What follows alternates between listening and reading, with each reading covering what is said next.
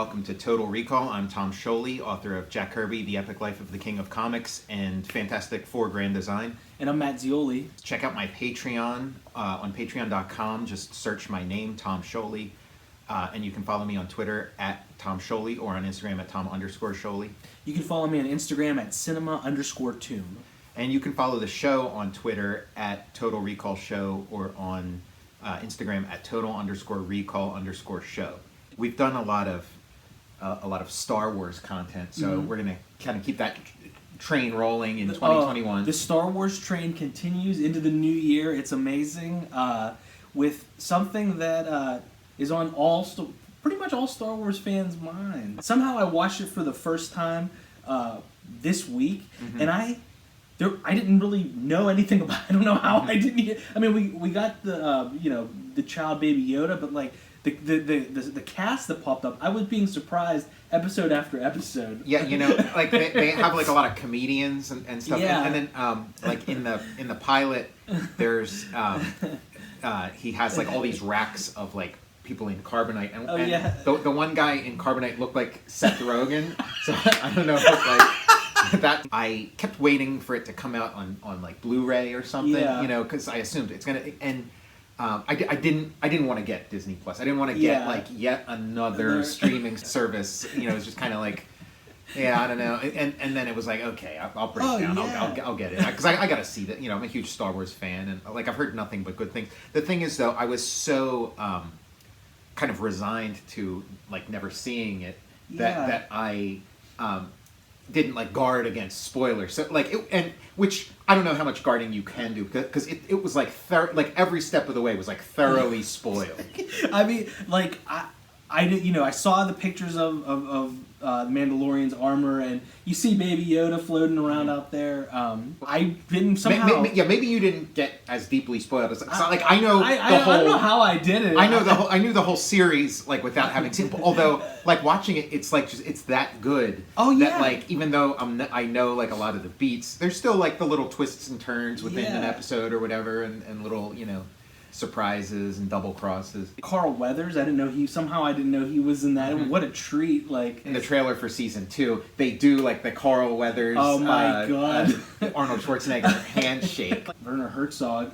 Okay, yeah, because all this like maybe you're not on social media as much as I am, because it's like even just like the trendings all have Mandalorian spoilers in them. So like I knew like all of this stuff. And I love spoilers. And then a bunch of spoilers you probably don't know. So I'm going to keep quiet about the... Like, we're just covering the first season. So, like, we'll just talk about anything you've seen. Because I know, like, the whole story from start to finish, unfortunately. I mean, but again, it's... Usually spoilers drive me nuts. But I don't know...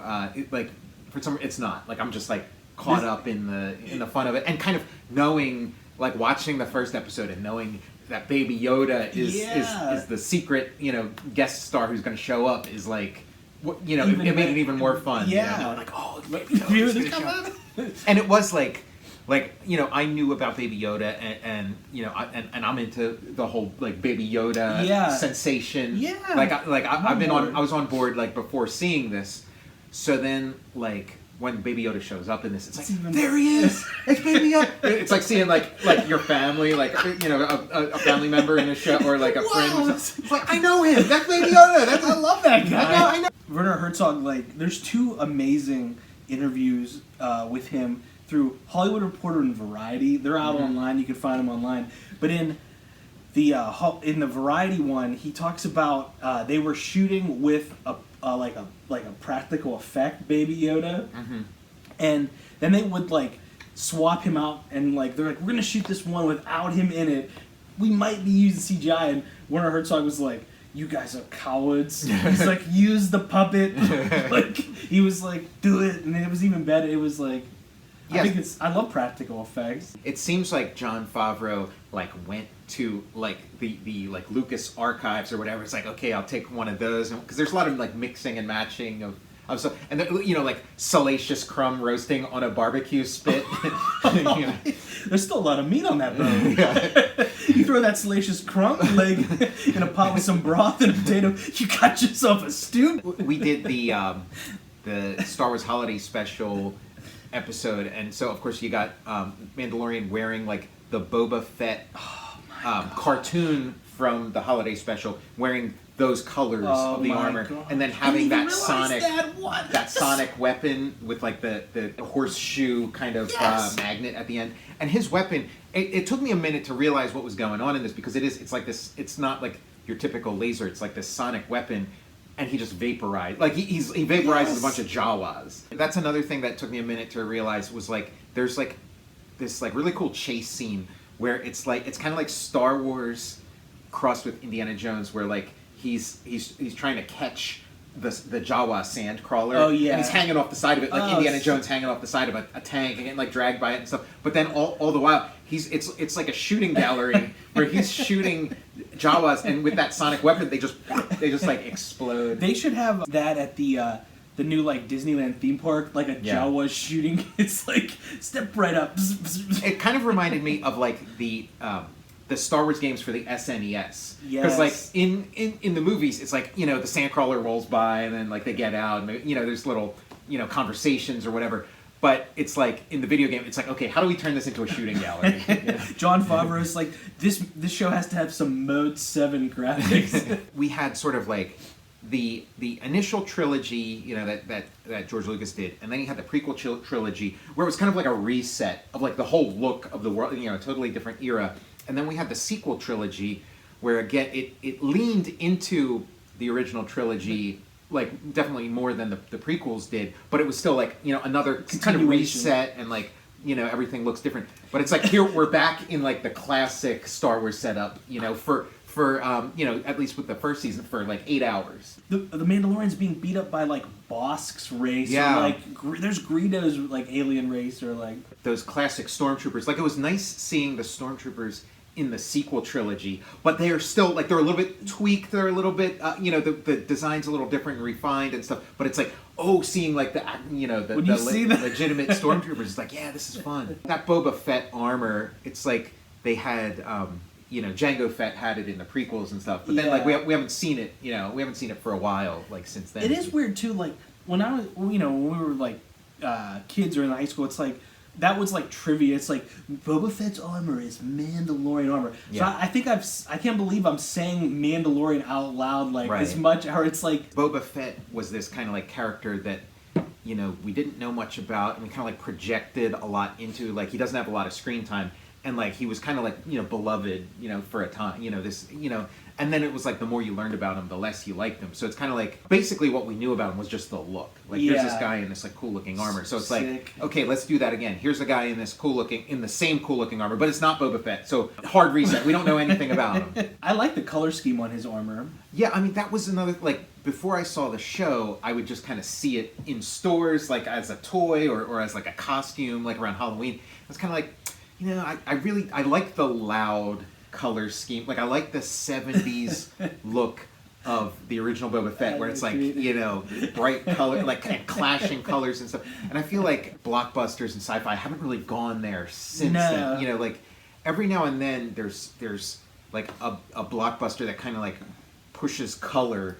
And it would be like Speed Racer, the Wachowskis' Speed Racer, like that, like because the trend really is the other way. The trend is kind of like toning down the colors, even in like the superhero movies. Like they tone down the colors, and so there would be that was an example, and then Thor Ragnarok was another example where it's like okay, we're gonna push the colors. Love the colors. Back to the forefront. So I was kind of like, I wasn't quite on board with that costume until I started watching the show. Then you watch the show and it's like. Who cares? You go all in on the Mandalorian, then you turn on the show, and it's voiced by like Eddie Deason. And here's Nick Nolte's character. Nick Nolte's character shows up, and at first I was kind of like, is that is that a Hellboy? Is that Ron Perlman? Yeah, I thought it was Ron Perlman at first, maybe because it does kind of looks like the Hellboy makeup, and I thought, that's kind of clever getting Ron Perlman to play like an Ugnaught, who's it's Nick Nolte wearing a Dawn Post mask of Ron Perlman's head. Did you catch that he was an Ugnaught at first? Like I did not. I wasn't paying when I watched the first episode. There was kind of like a lot going on. Yeah, I don't recall it being like, he's an Ugnaught, by the way, And I was trying to think too until like he comes back later in the season, then he calls him Ugnaught. I was like, he's an Ugnaught. Oh yeah, he's an Ugnaught. Like, is that? Like Nick Nolte doing like forced perspective stuff, or is it another actor playing with Nick Nolte's voice? I don't know. It looks like Nick Nolte's face in there. It might be forced perspective, like that chair that he's sitting on might be like in the background. Yeah, or maybe like that's just what Nick Nolte looks like now. You know, it's been a while. So.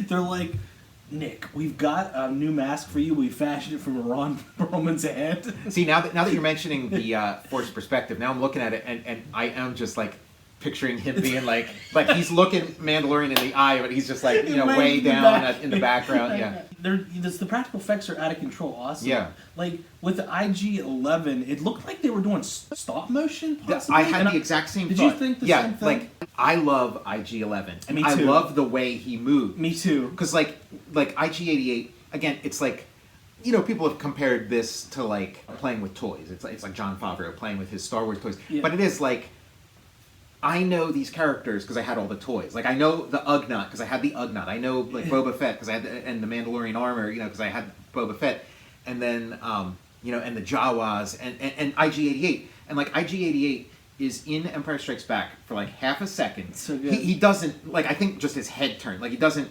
do anything. He doesn't move. I had the toy. I played like he went on all kinds of adventures. So it's like now you get to see like. Let's see what he can do, and the way he moves is so amazing. Cool. And his head, like you didn't see that in Empire, like his his head, his eyes, and his head, and his body will like kind of like do these like pirouettes, like he'll kind of like spin through a room and walk and turn on a dime, just like a standout character. And I love that he like comes back. I know. In the series, like you thought you saw the last of him, and then he comes back. It's pretty. It's so cool. Like I can't remember Nick Nolte's character's name. Yeah, I think like the same way everybody calls him Mandalorian or Mando. He calls him Ugnaught, and then he's like, oh, don't call me that. Don't call me that. I forget. He's great. Like he's always welding and building, and he with care brings IG-11 back to life. Yeah, and his character is like these are. I mean, but like Star Wars is samurai movies and Western movie, like Westerns and so it's like cowboys and samurai, and you kind of like merge them together, and that's how you get Star Wars. So with this, it's like, okay, yeah, we're gonna lean heavy into the Western, yes. And he is like Boba Fett, the original Mandalorian or whatever, not counting Jango Fett, but Boba Fett was like they said he was like modeled after the Man with No Name, Clint Eastwood's character.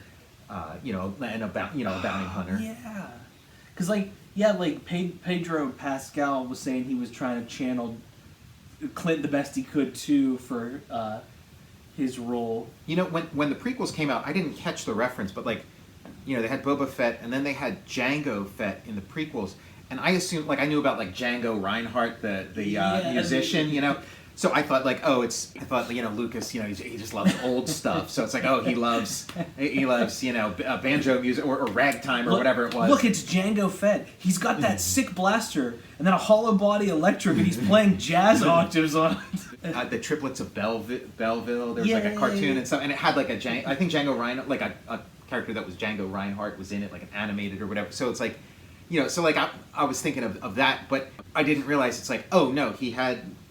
Boba Fett is Clint Eastwood's Man with No Name, and then Jango Fett is Django. It's like the Italian Western, kind of bounty hunter character. That totally escaped me until watching this. I'm like, oh yeah, because I didn't know about the Django. I didn't learn about the Django movies until Django Unchained. Yeah. So it is like, okay, yeah, it's another bounty hunter. Jango Fett's name seems like less of a non sequitur now that I realize, they're naming him after another Western bounty hunter, makes spaghetti Western sense. character. They're like, we'd hire him for the Bounty Hunters Guild, but all he does is practice his jazz chord voicing.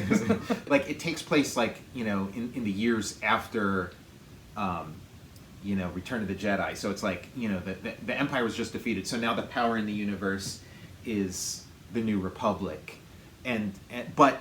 It's still enough time has not enough time has passed for the world to look totally different. It still looks the same. It's got maybe even a little more scum and grit on which it. I love. Yeah, the stormtroopers have a lot more kind of dirt ground into their white armor, and so you can okay, we saw the Sandcrawler. It's this amazing model, this amazing machine, and we got the Jawas, but we never really did anything let's see what we can do with those. Let's like put those things through their paces, and so it was great. And like, yeah, it's called the Guns. The episode's called the Gunslinger. I love that episode. And it's like, I guess it's like based on, there was like a production painting, Ralph McQuarrie production painting for the first Star Wars, where it was like, I guess it was supposed to be like, Han Solo, or maybe it was Luke Skywalker, or maybe some other character, but it was like a showdown in like the Mos Eisley, spaceport, and there was a character, like pulling his gun, and he was dressed, exactly like the character that was in that episode, yes, the Gunslinger. So they're going back to, they're hitting the archives and like, okay, what hasn't really been used and we can use. So there's like that guy with kind of like the elephant snout. Oh yeah. Who rats out Luke and Han Solo and Ben Kenobi in the first movie, and then like there's a character who like looks like him, isn't necessarily him, but looks like him in this. In the Gunslinger episode, I love that they go to Tatooine and they never say that they're going there, and it's just like they just keep dropping hints, and like they're like, take the body to Baker's Canyon. Yeah, this first episode, like they're on planet Navarro, and again, like I guess they established that or whatever, but like I missed it, so. Like I saw, the moisture evaporators and the architecture and then Jawas. Yeah. So I'm like, oh, we're on Tatooine. Like I just assumed we're. So then when they went to Tatooine, I'm like, wait, why did he go back to Tatooine? Anytime they're on Desert Planet, I think they're on Tatooine. Yeah. So like, but another thing with it, like watching this, there's like so much kind of like especially in this like streaming age, there's so much sort of like throwaway, ephemeral viewing where like you watch something and you maybe even forgot you watch it, but with this, I'm like, just from the first episode on, I'm like, okay, this is going to be something I'm going to watch and rewatch for the rest of my life, like the rest of the Star Wars stuff. I was just thinking about, like, they should, what if they took out the bumpers and, like, the credits and just smacked it together as, like, a big, like, like Lord of the Rings style release? I want to see this in a theater. Like that, and this trend that and maybe this like new reality or whatever of like maybe there's not going to be theaters anymore. Yeah. Like that would really suck. Like because I love the theater experience, and like I want to see my Star Wars in the theater. Like the cinematography's killer. Yeah, it is. It definitely has a TV look. Like it's not quite as lush as like the J.J. Abrams movies, or even the Last Jedi was not quite as lush visually as the J.J. Abrams, but it was still more so than this. This is like kind of a step down. They're shooting on more. They're like it not as expand. Like there's like spending time on back lots. It feels like it looks like kind of closer to like the Battlestar Galactica series, which again looked amazing for a TV series, and this looks amazing for a TV series, but it's not quite cinema level. Like there was this episode where it was kind of like the Tarantino movie episode where it's like they're doing a heist, and there's going to be a double cross and all that kind of stuff, but like they're running through the hallways of this like prison ship, and like the floors in J.J. Abrams Star Wars movies, they are like stars in and of themselves. They like steal the show because there's like reflection and scuff marks and like they're just so beautiful. And then in this, it's like, oh, that's just a floor. That's just like a normal TV floor. Dude, I was thinking the same thing. I was like, but I was vibing on it though. I was like, you loved how dull the floor This is like a workman-like set, and I'm like enjoying seeing like Star Wars happen on like. On this in these in like a Return to Pinewood studio. Yes, exactly. I was like, I'm enjoying this like it still looks good, but it's like not like they didn't have unlimited budget. It does look amazing. Like probably unlimited budget, for like the history of television. The original Battlestar Galactica TV series from 1979 or whatever. That was like supposedly like the most expensive TV show ever made, and it looks like a poor man's Star Wars, but it was still like they spend a ton. I think it costs more than Star Wars, to make that show. So they'll have a character show up, and like you said, it'll be like Bosk. Oh, it's like, okay, well that's not Bosk, but it's an alien who looks just like Bosk. And okay, it's not IG-88, but it's an alien that looks just like IG-88. But then it's like, maybe it is Bosk, or maybe it is IG-88. Maybe he knows Bosk. Yeah, maybe IG-88 changed his name to IG-11 after the war to kind of. Go under, but like that's kind of how this Baby Yoda works too. Because everybody, we call him Baby Yoda. They never call him. He's not called Yoda. It's not established that he's he's the child. He's the child is his technical name. But again, it's like is Frankenstein the monster or the doctor? It's like he's Baby Yoda. Baby Yoda. But so then you can sort of have it both ways. You can hint and make it like, oh, this is Yoda's son, but. If they decide at some point that like, oh yeah, we don't want to do that, then it can be like, oh yeah, this is Yoda's nephew, or just like how you have Planet Navarro where they have Jawas and moisture evaporators and whatever. It's like, oh yeah, he's not even from the same planet as Yoda. He's not even the same creature as Yoda. He's just a creature that is very similar, but not And they say his age and they say he's 50, and it's like you start doing the math and it's like, oh, he's 50. So yeah, like before the events of Star Wars Episode 1, The Phantom Menace, obviously Yoda and Yaddle had a child. Yeah. Maybe they don't know about it, or maybe they know about it and they have to keep it hush-hush the same way that Anakin and Padme had to. But I mean, you're supposed to assume that's Yoda's son until told otherwise. Just like how like J.J. Abrams said that like the plan was that Rey was like Ben Kenobi's descendant. I don't know if it was going to be his daughter or his granddaughter or like a clone of a clone or whatever. But like she was going to be a Kenobi, and then it's like a couple years pass, and it's like, okay, well everybody's kind of already guessed that, so it would be like old hat to show. So we got to like mix it up a little bit. In season 3 of The Mandalorian, they have to go to Dagobah to settle Yoda's will. Yeah, and it becomes the big chill, where they're all. He left you this bowl, a wooden bowl, and spoon. To lie, to sleep, no more. He left him some of like Luke's little snack sticks. How he was always stealing Luke's snack sticks. Like Mandalorian it's like a character type that's like designed to be popular, because it's like you don't know anything about him. He's a man of mystery. You don't know if he's a good guy or a bad guy, and that kind of works in his favor because it's like assumed that he's a bad guy, like until he starts doing nice things. So like, you can have a scene where he is just like mowing down Jawas, where like you couldn't have had that. You couldn't have had like Rey doing that.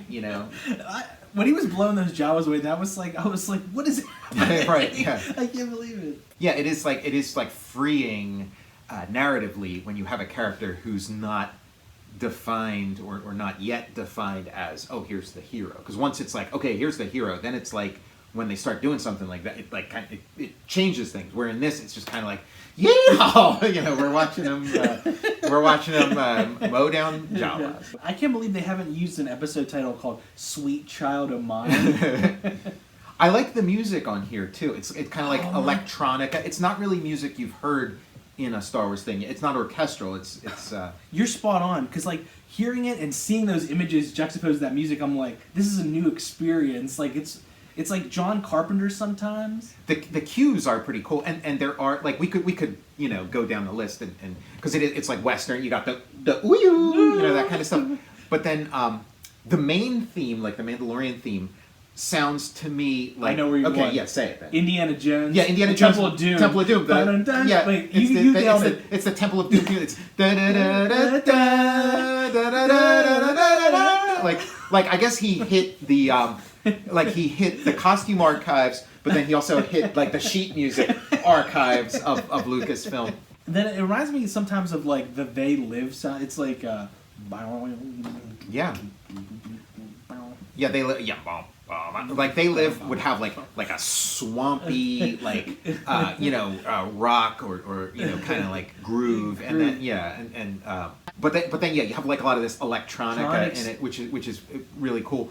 Which is actually like George Lucas, when he was making the Star Wars movies, he's like, okay, every science fiction movie it's electronic music. We don't want to do that. We're doing orchestral. We're going for something romantic. So it is kind of funny. It's like, okay, well let's try that now. You know, it's decades later. Let's try an electronic score.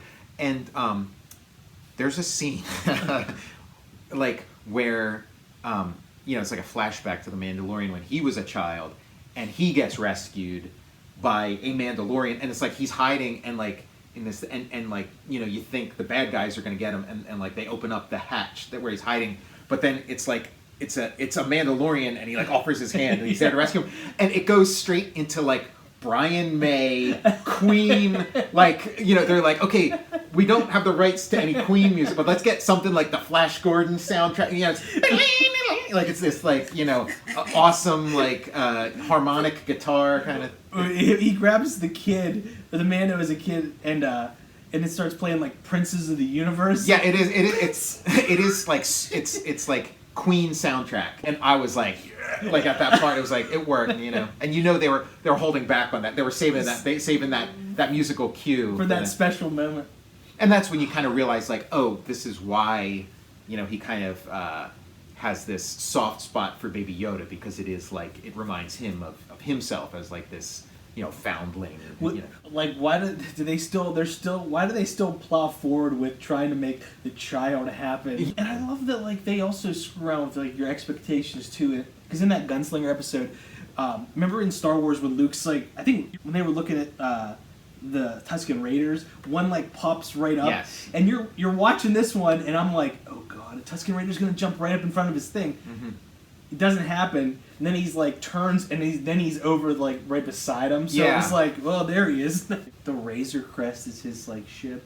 Apparently, like Disney Plus, they're like going to be rolling out like this like never-ending conveyor belt of Star Wars product, in the vein of Mandalorian. So it's like I loved getting like another look at the Sandcrawler and seeing it in an action set piece, but expect to see a lot more of it, because they're gonna have a lot of hours to fill.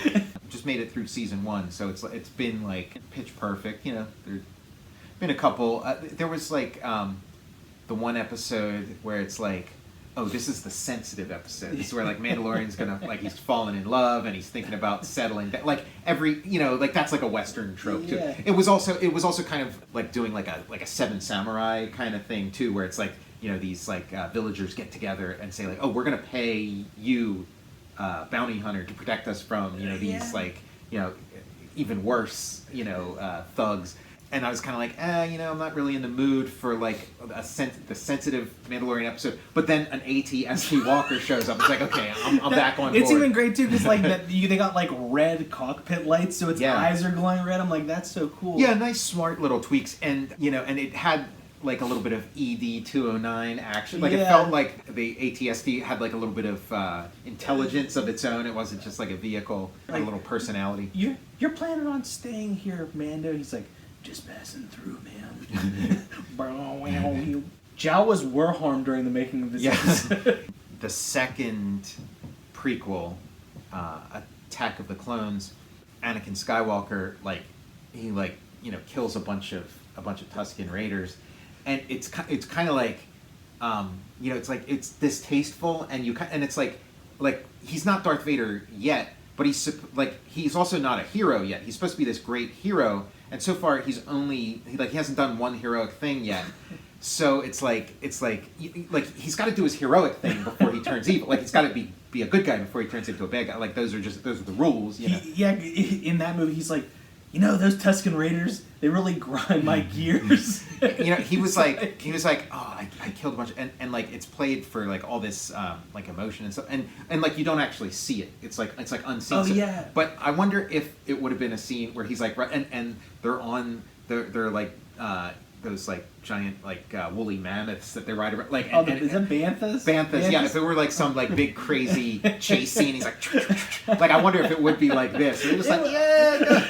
But I do think the fact that like Mandalorian is like morally ambiguous kind of makes it work a little bit. Like it's like we're not on his side yet, so maybe that Bantha move is pretty cool, because like that is something they would pull in this show. It's like you see the Banthas, but it's like oh, in this series, we didn't know the Banthas can like go like 30 miles per hour. It's like they really can pick it up. Saying that Baby Yoda's 50, and so like they established pretty early on that the Yoda creatures age on a different scale. So 50 is still like a little kid, but like 50, it does the math does work. That it could be Yoda's. Yeah, and why not? Like I guess it's just that it's like okay, does making Yoda have a baby with Yaddle before the events of the Phantom Menace, does it make Yoda does it make this whole Star Wars thing stupid? All these decisions, it's like, okay, does this choice make all of Star Wars stupid? Because they've made some decisions that made all of Star Wars stupid, and then they kind of recover, they kind of fix it. So I think that would just be the determination. If they get to a point where they're going to reveal that yes, indeed, this is Yoda's son, or no, this is clearly not Yoda's son, it'll be based on does this make Star Wars stupid? His cousin, like Kermit the Frog and Robin. Yeah. It's his cousin. His nephew. Or nephew. Yeah, his nephew. I never got on board with that little plot twist or whatever in the prequels where it's like Jedi are not allowed to marry. That was the first you heard. They're like the Jedi Order are not allowed to marry or whatever. I thought that was kind of lame. I guess it was to add a little bit of drama. It's like, oh, we got to keep our thing secret or whatever. But that just seems stupid.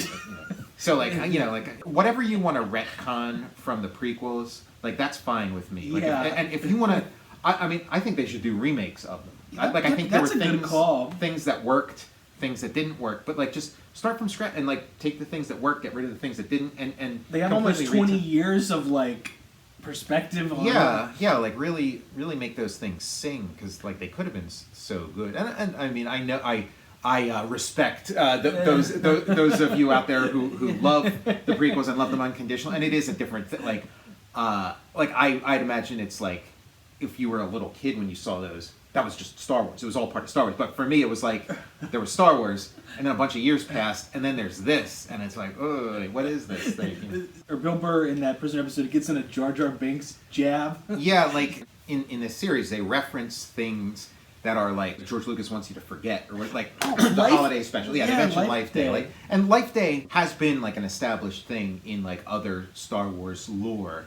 But it was kind of fun seeing something. We celebrated Life Day. Bill Burr, the Mando's where are we going next? He's going to Philadelphia to do my infamous Philly rant. Bill Burr, it was interesting. Philadelphia. There's a lot of people in this show, when they show up, it's kind of I'm not sure how I feel seeing this person in a Star Wars I had no idea he was in that. I was you got to be kidding me. It was I would think this series is a fever dream. I'm there's an episode with amazing character actor Clancy Brown and Bill Burr sharing a scene. I'm this is awesome. A heist, jailbreak kind of scene, episode, and it's got a Tarantino feel where everybody's a personality, and you're not sure who's gonna double cross who. But there was a woman who was Bib Fortuna or what with the, the tentacles. Is that a Twi'lek? Twi'lek, that's it. Yeah, she was a Twi'lek.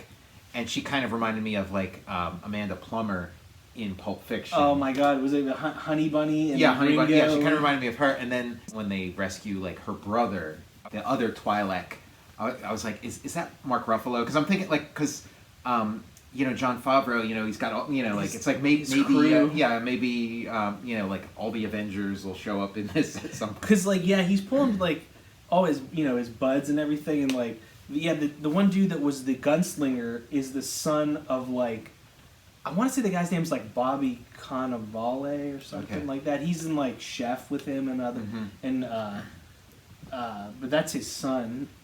When I heard the Mandalorian first announced, it was kind of yeah, whatever. It was that, sure, that that's corny, and then it's it's awesome, and it's it's the shit. But then I can imagine when he's doing this thing and trying to get people involved, and no thanks. I don't want to be in some dumb fourth string Star Wars. It's and it's the cream of the crop. Yeah, it ends up being this amazing thing. So they shoot season 1, and everybody's yeah, I don't want to Star Wars sucks, and I don't want to be in a fourth rate Star Wars.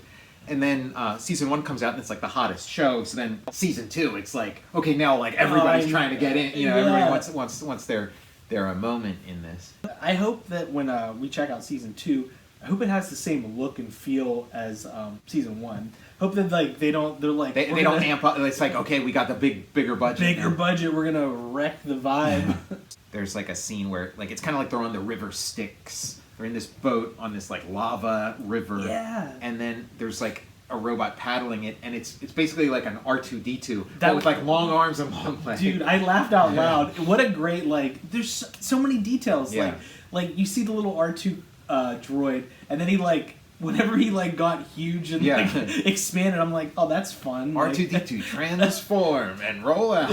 Luke, what are you doing? You're pouring steroids into R2. Even in the prequels, like it was like Lucas was like, okay, well, I've been thinking about R2 for 30 years at this point. So like, yeah, he's got jetpacks, he's got this, he's got that, like knowing like the things that influenced Star Wars. So it'd be like, okay, in the Dune books, there was an era where like robots were like just everywhere, and then robots like eventually like turned against humanity, and then there was a big war and they had to fight and so then from that point on robots were like illegal. So then they started having like human beings who would be like amplified in different ways so they could perform like the kind of calculations and things that you would need a robot for. And so like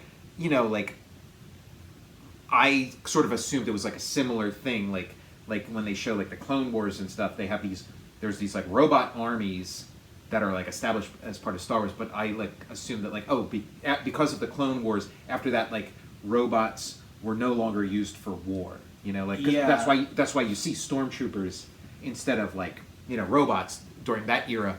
But in this, the New Republic does employ robot security. There are like robot fighters. So it's like that, like up till this point of seeing this, I assumed that like it was like that Dune thing where it's like, oh yeah, robots are like clones have, the Stormtrooper clone army has replaced robots as like the fighting force in the universe. Because like I would see when they were in the one bar, I'm like, oh, there's that robot I know from Star Wars. He's a barback or whatever. Then when that poor R2 unit got its head blown off. Mm-hmm. Caught in the crossfire. Oh, we got Moff Gideon. Mm-hmm. Yeah, Moff Gideon, when he makes his appearance, like so great. Gus Fring from Breaking Bad. Mm-hmm. He's and again, it was like another one of those scenes where it's like, oh, this is like a thing you would do with your toys or whatever. Where it's like, you got your TIE fighter flying, and then you got Boba Fett with his jetpack flying. And so now he's like fighting the TIE fighter with his jetpack. Also, I don't know if have we seen this in a movie. I was always curious like how a TIE fighter would like land, and when it like its wings folded up and like its landing gear came out, I was like, that makes perfect sense. Yeah, I don't know that I've ever seen that either in one of these, but like there was like a Star Wars video game like where you play Darth Vader's apprentice. There's like you go in like a TIE fighter factory, and I feel like there was something maybe kind of like that or whatever. But yeah, because you see them like take off from like they're hanging from like the ceiling. The Force Awakens, J.J. Abrams, it was kind of like he had this idea of like TIE fighter dispenser. Yeah, like they come out of this. or that they're so disposable they don't even worry about landing gear. Yeah, it's like just crash it, forget it. But it's like a video game. Like they go through the lava level, and then they come out. It's like the final battle against the TIE fighter. Yeah, it does feel like the Mandalorian SNES side scroller would be incredible, spectacular. When Disney bought Lucasfilm, Lock, Stock, and Barrel, and they started like putting stuff out, it seemed like you had cartoons and you had comics and you had the sequel trilogy, and it seemed like all of them had this idea of like, oh, I want to do stuff with TIE fighters, so like there was a lot of like parallel thinking, a lot of like similarities, like a lot of like almost redundant, like with what they were doing with the TIE fighter. So it's like whichever one you saw first was like, oh, that's kind of cool to do with the TIE fighter, and then you watch the cartoon and they're doing a similar thing with the TIE fighter. I love that egg that they crack open. I love Cadbury cream eggs, so like I was like, that'd be amazing to have like a jumbo size like. Yeah, if we are in fact seeing like some kind of like reenactment of Jon Favreau's childhood, so it's like he's playing with it's Christmas, he's playing with the Star Wars toys, and then it's like Easter. He's got Cadbury cream. Except it's like the exterior of that egg's like furry. how much longer do I have to wear Ron Perlman's mask? It's been noted before, but like the setup of this show is, it's like, you know, the samurai part of Star Wars is like Lone Wolf and Cub, where you have like, you know, this samurai who's traveling with a baby, and it's like such a great gimmick. Like the first time I ever read Lone Wolf and Cub, I was like, that's an amazing gimmick, because it's like you have this guy who's like a murderer, cold-blooded, you know, like just scary and completely amoral, will kill anybody for any reason. But then he's got this little kid with him, so you're like worried about the kid, but then he's doing his badass, and you know, it's kind of this real like nice dynamic that makes the story very compelling, you know. And I love too how Baby Yoda's like crib, he can control it, and it factors into the action. Like something will be charging, and he can like move the crib with his like gauntlet. And every now and then he needs to like he has the Force, and it's like, because he's a child, it's like he's not fully in control, but he can like kind of do it, you know.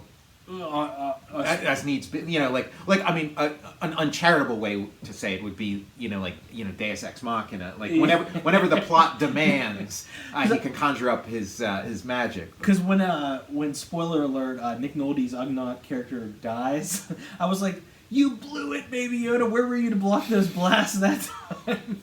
Way to go. Baby Yoda,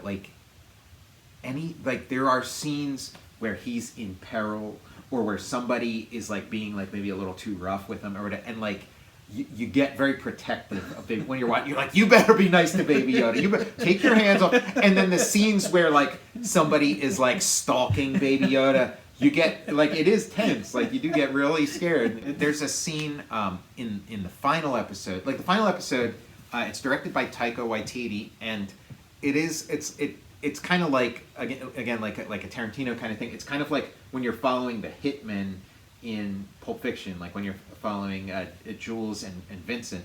You know, you're seeing two biker scouts, like two stormtrooper biker scouts, and they're kind of just they're having their little conversation they're having while they're, you know, running errands for like the villain, and then it's like, hey, what's the holdup? And it's like, oh yeah, he just killed a couple of henchmen who you know, didn't respond to his orders fast enough. You know, like you're seeing some behind the scenes stormtrooper chills. Yeah, and so like the stormtrooper, he has like Baby Yoda in a bag, and every now and then he just punches the bag, and it's like, stop that right now. You take your hand off that, Baby Yoda. You know, like the Knights of Mandalore. I remember, like Mandalorian was, so it's like they have kind of this like knight kind of like code of ethics or code of honor, and then they're like, you know, he says like, oh yeah, Mandalorians aren't a race, they're a creed, you know, they're kind of, and then and it's got kind of like you know, it's got kind of like a little like Lord of the Rings feel, a little like, you know, like Vikings or something, you know, and it's they don't take their helmets off. Yeah, they don't take their helmets off, and it's like matriarchal, like they have like like the Mistress of the Forge or whatever they have, you know. What a cool costume! I love it. Like, yeah, her mask like definitely crosses over from like Star Wars land into Lord of the Rings land. It's got a little bit of like horns and stuff, you know. What I was vibing on with that costume, I think it reminds me of like, it's like in some of the, maybe her costume specifically, but like the toy line Visionaries. Yeah, it does feel like come to life. Yeah, like it feels like we're like going slightly into like Masters of the Universe. Yeah, yeah. I was like, that's neat. That would be a thing that I would sort of have to be careful of in like working on a Star Wars property. Is like, you know, it does like, it's like, okay, does this thing look like Star Wars, or does this look like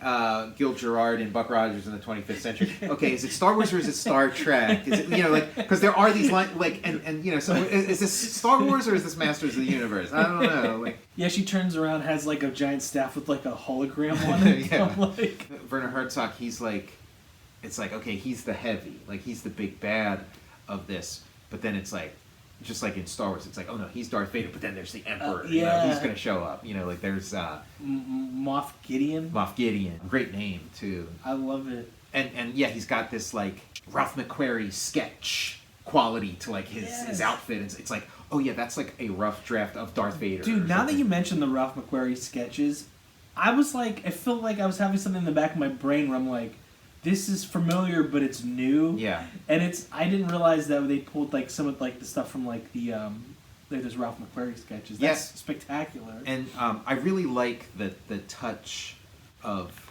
how like the end credits are like the concept art for the show. You know, it's like you could tell it's like, okay, these were like the storyboards or whatever. And like I think that's a great idea to show those as the end credits. I like comparing them, seeing kind of like before they maybe cast the actor or whatever, they'd have sort of this like, fantasy version. You get a little recap of the episode. Yeah, it's just a really nice type. Like Star Wars translates beautifully to television. Like it is like it was supposed to be referencing like serials. It is episodic, and like it just lends itself beautifully to TV. I'm all in on the Mandalorian. Yeah, me too. Yeah, I'm a fan, and it's like part of my Star Wars canon. Me too. Like it is like when I enjoy Star Wars, this is going to be part of the diet. Can't wait to watch this. Always no like reviewing the facts, no credits, just as one. It's like it's the Mandalorian movie here. Squeeze them together. I loved the sequel trilogy. Like I just ate it up from start to finish. Thought it was great, but a lot of people out there didn't. And there are I've seen a lot of people saying like, this is so great, this is so much better than the sequel trilogy. Why couldn't the sequel trilogy been like this? But it is like sort of an unfair comparison because since this is episodic and this is like, it's going to be like upwards of 16 hours by the time the whole series itself compared to like 9 hours at the most. Yeah. That the movie, like it's just a TV series and a movie are like just two different things, and because this is a show, it can be episodic. So you can have these little self-contained things. You can have, the Mandalorian go to a million different planets, meet a bunch of different people. Where like in the course of a movie, it's like you gotta tighten it up. With the Star Wars universe, there's like going to be never-ending adventures for the Mandalorian. Prior to the sequel trilogy, this is what like Star Wars media was like. After the Star Wars, like the initial Star Wars movies were done, there was kind of like a little drought of like a couple of years, but then it kind of picked up. So you had like the Timothy Zahn novels, and then you had like the Dark Horse comics where they'd be doing like the adventures. And the way the Dark Horse comics were is like, yeah, you'd have like comics where it's like Luke and Han Solo, but then you'd have a ton of comics where it's just like, here's this character, in the Star Wars universe, here's this character. And I had the book Tales from Jabba's Palace. Yeah.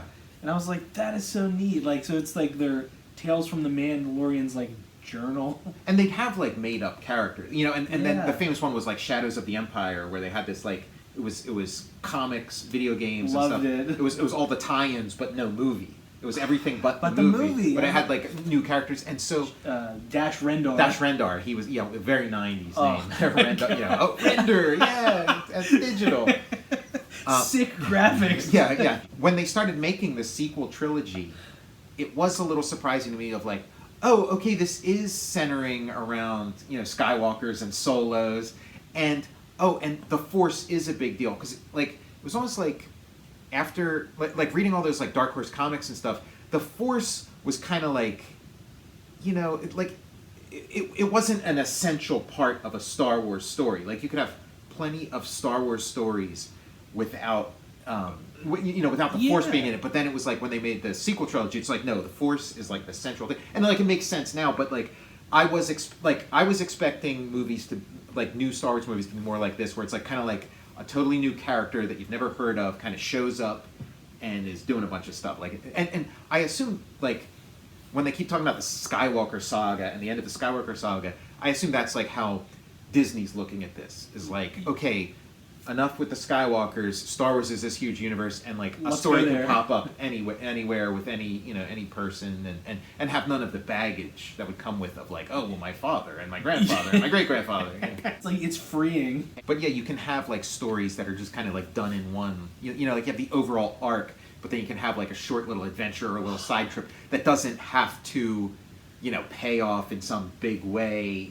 Mandalorian's gonna save this village and then mosey on out of there. Yeah, we'll never see him again. Like all the things that have been spoiled for me, since like they haven't been spoiled for you. Like you should probably try to stay in isolation. Maybe turn don't go on the internet at all until you finish watching season 2. I haven't watched any episodes from it yet, so I'm gonna jump right in. It was smart bringing Jon Favreau in, like to kind of build like the way he came into like Marvel and like built the path that would take, like there had been Marvel movies prior to that, there were the X-Men movies, but it's like and Tobey Maguire Spider-Man and stuff, but it's like, okay, we're gonna try to make this like bigger plan that's gonna take us through like the next 20 years, and we want you to like kick it off, and I think it was really smart, and you see it here. It gives me hope for like this slew of Star Wars shows that are coming out. There's a Boba Fett show supposed to be coming out. Yeah, I can't remember what even the title of it is. It's called Boba Fett, but the structure that he'd sort of like put in place, kind of it carried over, like it wasn't so I'm thinking with this too, like if he sort of says goodbye, I'm going to leave for a while, maybe he'll come back and do more stuff, but it's like I think we're off to a great start. And yeah. He wrote, I was looking, and he wrote the majority of the episodes for both seasons. Yeah, and then he'd have like different directors. So I saw Bryce Dallas Howard directed one of the episodes. Taika Waititi. Taika Waititi directed at least one. I wasn't paying too close attention to credit, but like I saw Bryce Dallas Howard, that's and then Taika Waititi stuck out. So I don't know if there were some other interesting ones, but Bryce Dallas Howard, has she directed anything else? That was the first. That's the first credit I've noticed. Yeah. And Taika Waititi does the voice of IG-11. Yeah, he's amazing. Like I enjoyed him as as like an actor and like as a director, like prior to What We Do in the Shadows. He's so associated with Marvel, directing all these like Marvel superhero movies, but he also before all that he was in Green Lantern for DC. So. Yes. So I thought like, okay, in this on these like Planet Navarro episodes, I thought, okay, we're in Tatooine, and that's the Mos Eisley Cantina, and it's under new management, and it's become almost like a TGI Fridays. They have like a robot operating the bar instead of that guy that looks like Uncle Owen's cousin. Yeah. That gimmick of like that, like the Mandalorian armor is like central to their culture, and that it's all revolves around this like forge, and like I wonder if that was like a leftover like Marvel idea, like it was like a Thor thing that I do like how everybody has like an old school beeper. Oh yeah. And then when Mando goes rogue, and then everybody's beeper, like every bounty hunter in the universe is looking for him. Like the New Republic are the law. Like they're the ones that Mandalorian has to be like worried about, because he operates outside the law, and so when an X-wing shows up, it's scary. It's like, oh, the X-wings are here. There's like the scene where they run into like the law. They run into like a rebel, member of like but at this point they're the New Republic, a member of the New Republic army, and like Mandalorian's team, they're all these like kind of badasses, and they've got like these blades and headsets and like cool outfits, and then like the New Republic guy is kind of almost like dressed in pajamas. They're like these bright blue, and he's got that like bulky helmet that like they and like nobody cosplays as like the rebel foot soldier. Mandalorian, after he gets his like armor makeover, he does look a lot like Jango Fett. And I never warmed up to Jango Fett. He's very shiny. He's too Hollywood. Jango Fett is way too Hollywood. Jango Fett is kind of like Michael Landon's hair in Little House on the Prairie. Like he's wearing like these these farmer duds and stuff, but he has this like perfectly coiffed. This is fucking spectacular. This is like the 6th episode we brought up his helmet hair, and I spent a large part of my life, for some reason, of my years thinking about his hair. So I'm like, I can't. Yeah, he's like plowing the field, and he comes in. He's like, Yeah, your hair doesn't look like that. It's like they're taking Darth Vader's helmet off. It's like, let me see your head with my own eyes. Or whatever. Yeah. I go into Fantastic Sam's. I'm like, what should I get today? The land or the Bixby? Landing on the sides and Bixby in the back. If Darth Vader had like hair when he took his helmet off, that would be pretty awesome. Somebody cutting hair is like, they're like, this guy came in, he asked me to cut his hair like Bill Bixby, Michael Landon, and I have no idea who the hell any of these people are. Highway to Heaven would be on. It's a little more. It's a little more understandable that he has that hair in Highway to Heaven, but like it's like the 1800s or whatever. I'm so glad we got a Highway to Heaven drop on this one. I was always a little turned off by how like retributive and petty Jonathan the angel was on Highway to Heaven. Like the smallest slight.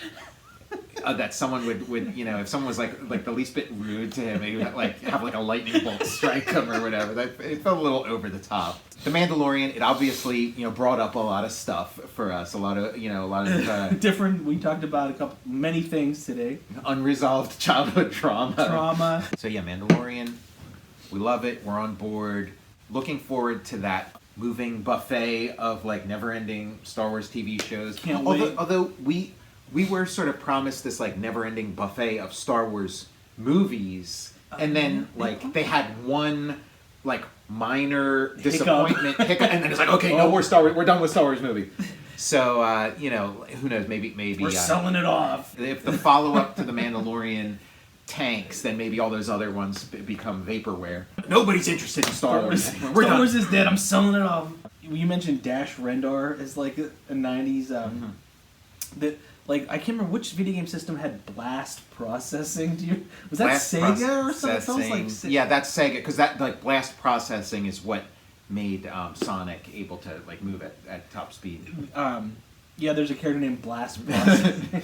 That's my father. That's like his Anakin Skywalker. It's like your father before you. Blast processing. Yeah, I like that. Like droids are like the taxi drivers, the Johnny Cabs, and it is like, okay, there's a little bit of like a chaos post Star Wars, post the titular war of Star Wars has ended, and now there's kind of, did they ever come up with a name for the war in Star Wars, like the war that is waged in Star Wars, Empire, and Jedi? Did they ever come up with a name? I'm Tom Scioli, author of Jack Kirby, The Epic Life of the King of Comics, and Fantastic Four Grand Design. I'm Matt Zeoli.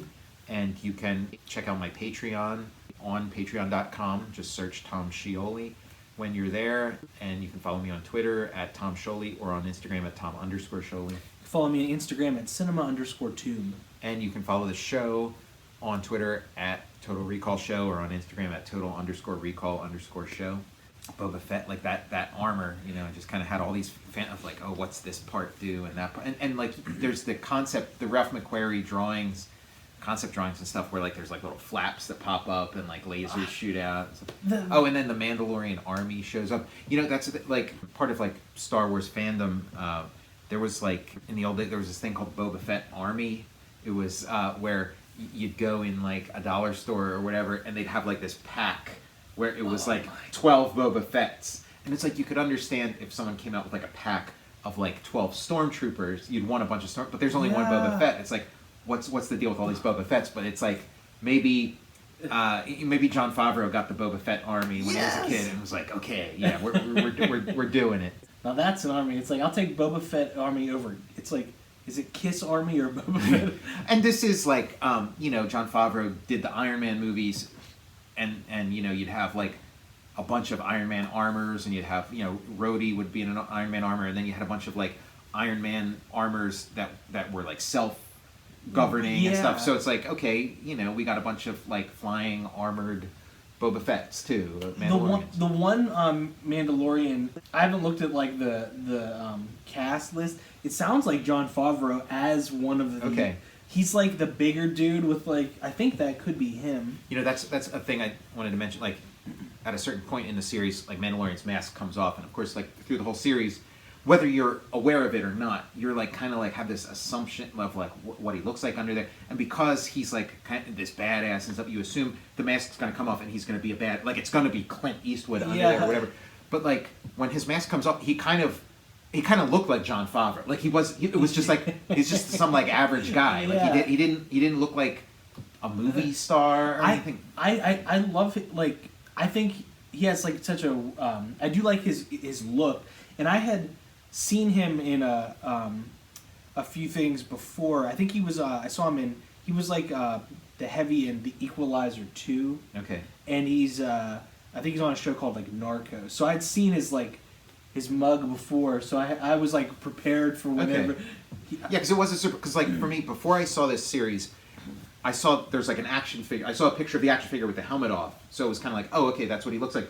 But what the action figure looked more like a movie star than like it is, and you know, like I'm not like making fun of his looks or anything, like most people on planet Earth are not movie stars, but it was interesting. Like it was like whenever there's a character who's got a mask, it is kind of like what's under there, and that you want there to be some kind of surprise when the mask comes off, and I've dealt with that in like. When I did like Transformers versus G.I. Joe and stuff, where it's like there's a bunch of masked characters, and it's like, okay, what are they going to look like? And you want it to say something, but it's like a human face is a human face. Like how much, but I guess you can say a lot with a face. And when I saw this, it was like there was like a vulnerability, a sort of like, a kind of like when you see. Anakin Skywalker for the first time, just kind of like, oh, this guy's seems like a regular Joe under it. Yeah, exactly. That's why I think like he did remind me of like Jon Favreau, like just this like like a regular, like you said, a regular Joe, and like, oh, like this guy needs armor because he's sensitive and he's he has soft features. Yeah, he's soft. He's taken a beating, like. And you get the flashbacks of him as a child, and so it's like, oh yeah, this is like a wounded child who like didn't get the things that he needed in childhood, and so he has this armor that he's built up that like protects him, but also like doesn't allow him to fully grow. It was interesting, and all this just from like seeing his face, the face of like a guy, like this is what I look like. I'm not. This isn't a special effect. This is me. But it's like that's when you cast, that's what you do. And when his face is revealed, it's like during a scene where he's like taken a bunch of injuries, so he is sort of like he's vulnerable just in story terms, just in that particular moment. But like I don't like it felt like a lot of times when someone's mask comes off in a thing, a lot of times. In stories, it's kind of like a letdown, or you're like, okay, what was the point of that? Like, because it's such a build-up having a mask. But I thought it meant something. It felt like I can't quite put my finger on it, but it felt like, oh yeah, that was a good choice, And he's doing a great job, at like you're still building a character. You don't get to see your eyes, or your face, so he's still like acting through his body language, this voice. Like he sounds like the guy who did the voice of Boba Fett, like before they overdubbed the Jango Fett voice over Boba Fett. Like he sounds like that guy. So, he's no good to me, dead. Yeah, exactly. Until it became, he's no good to me, dead. He's no good to me, dead. Bollocks. Yeah, a dingo ate my baby Yoda. Put another baby Yoda on the barbie with the salacious crumb. Poor Salacious Crumb, he's being on roasted on the spit. Like you said, you were familiar with this actor who plays the Mandalorian prior to seeing this, which I was. It was like I assumed it was just like a fresh face. Like it's like we need an unknown to play the Mandalorian. When I saw The Force Awakens, I was familiar with Adam Driver. Like I was a fan of the show Girls, and so like kind of like knew him pretty well from that. So like it's like I knew he was what's under the mask, and then he takes off the mask, and there's Adam Driver. But like I have some friends who like weren't familiar with Adam Driver, so then when he takes them, they were kind of surprised, and they were like, oh, that's an interesting, like what? So who is that guy? Wow, that's interesting. That's pretty cool. Did they make him in a lab? Because he does look like unconventional. Like he looks like somebody. Like he looks like it's good casting. He looks like he would be Harrison Ford and Carrie Fisher's son. Yeah. And also having like a like a vulnerable quality, but then also like a scary quality, you know? Yeah, you're right. He's like, but then you realize, okay, this guy's like 6'4", and he could be possibly Dane. Like, right, this yeah. guy's sensitive. It's like, you know, like a John Lithgow actor. Yes. It's like, the guy's like, you know, sensitive, but this guy's like 6'4". He could be dangerous at any moment. Like, it does like harken back to like the imposing nature of Darth Vader, like David Prowse, in that like, oh, like somebody who is, you know, genuinely physically imposing, you know, underneath all that armor. I do like all the little details, like seeing the Ichuta, like the little thing from like Return of the Jedi as like the doorbell. You know? I love that. All this little. I keep waiting for Gamorrean guards to show up. Oh my! Or some huts.